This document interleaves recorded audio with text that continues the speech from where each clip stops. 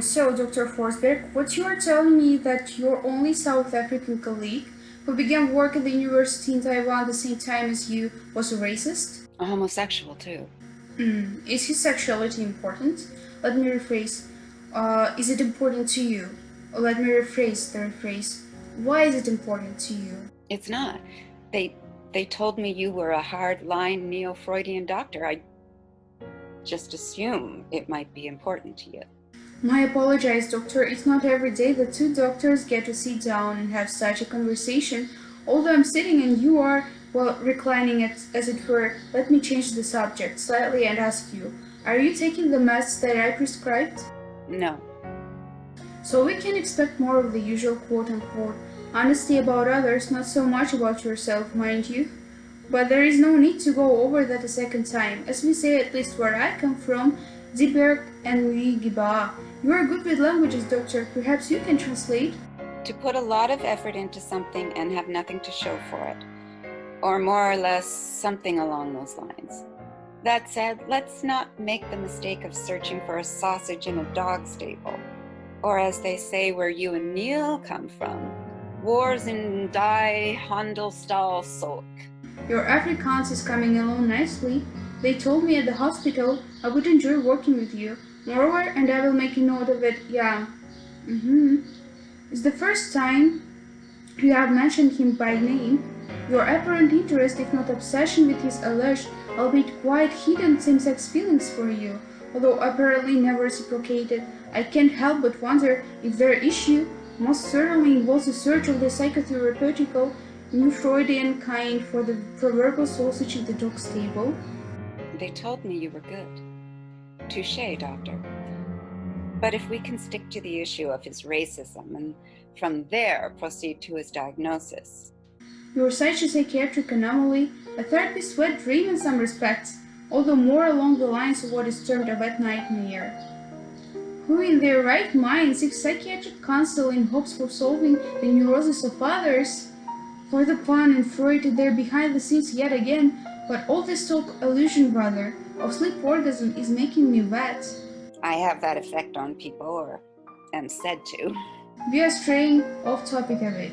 You came to me not for my psychiatric spin on this, so to speak, but because I'm also a white South African with some sense of the cultural issues, not the least of them being the act of apartheid, and to what degree it affected your colleague, indeed how his family story pushed him in one direction or another. Is that right, doctor? Precisely. So the simple facts are this. Let me put them on the whiteboard so you can see what I understand thus far.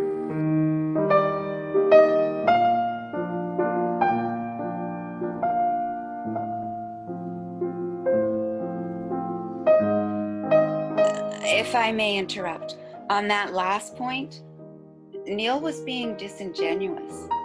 I always thought his abject hatred of the NAC and even Mandela was largely a factor of his family's land holdings and how the African nationalists, in their attempt to redress racial inequities after hundreds of years of Dutch colonial rule in South Africa, took their so-called revenge on perfectly innocent and decent whites and others. You may, doctor, of course. Many of his parents' generation of white South Africans thought so.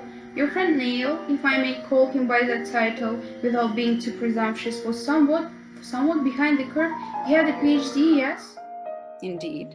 Most educated white South Africans of his generation were embarrassed by these abuses and racism synonymous with the Republic of South Africa and of course apartheid, which came to an end finally in 1994. South Africa under the ANC ushered in the first democratic elections in the country's history. I guess he never got around to reading Fanon's Wretched of the Earth.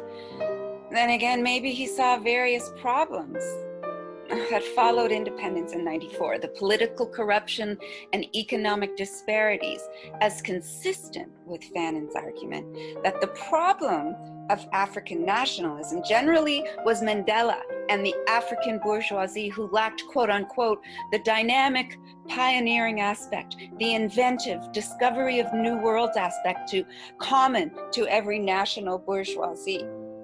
Neil's words? No, Fanon's. Neil may have taken it too much to heart, and by the time he came to Taiwan in 2008, they had festered. I'm overthinking it. He was a garden variety Africanist. That's all it was. Got a PhD, and the only job he could get as a young academic was in Taiwan.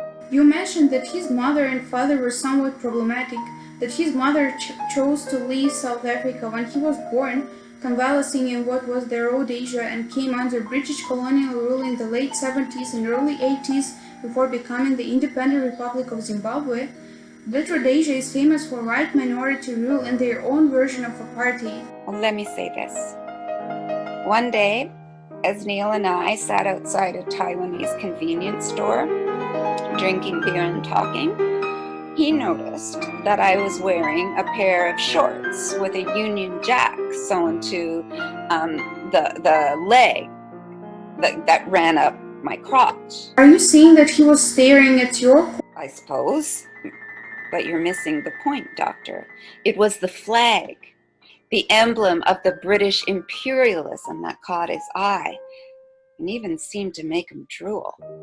When he looked at me and asked point blank if it meant something, it was chilling, suffice it to say. Perhaps he was asking if you were a proud Anglophile. That was precisely his question, except had I said that indeed I was, a high five seemed sure to follow. His disappointment when I said no, and quite anti-British, was palatable. You told me in our last session of something else he told you in confidence that proved a little unsettling. He was a concert pianist, right? A very good one, in fact. His dissertation had been a study of Chopin's music and theory, however more musicological than literary.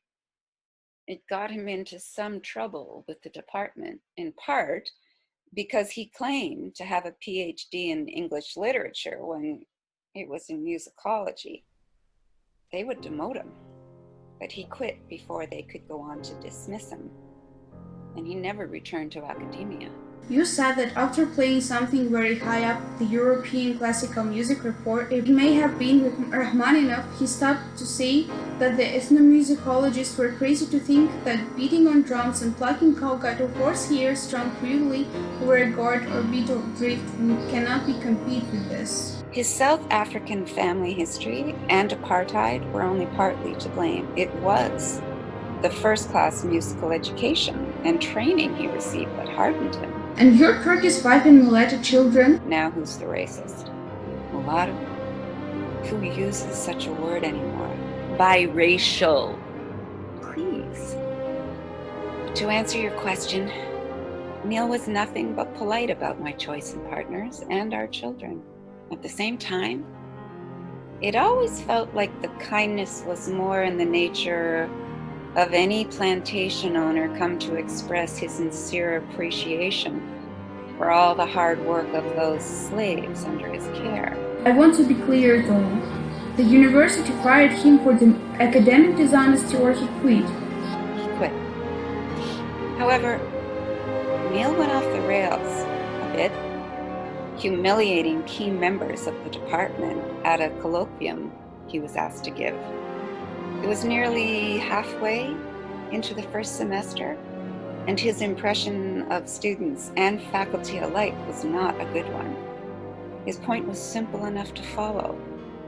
If senior Taiwanese academics in the department who claimed to hold advanced degrees in English literature could not answer simple questions relating to the poetic structure of a poem he had posted on the whiteboard, little wonder so many of our students were such miserable failures academically.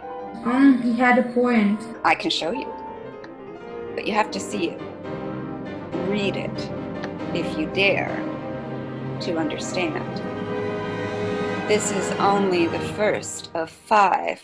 The rain in Spain stays mainly in the plain.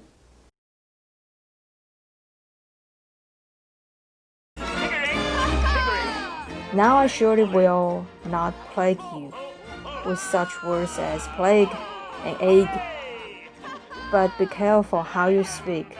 Say brick and stick, but bleak and streak, cloven, oven, how and loud, script, receipt, show, point and toy.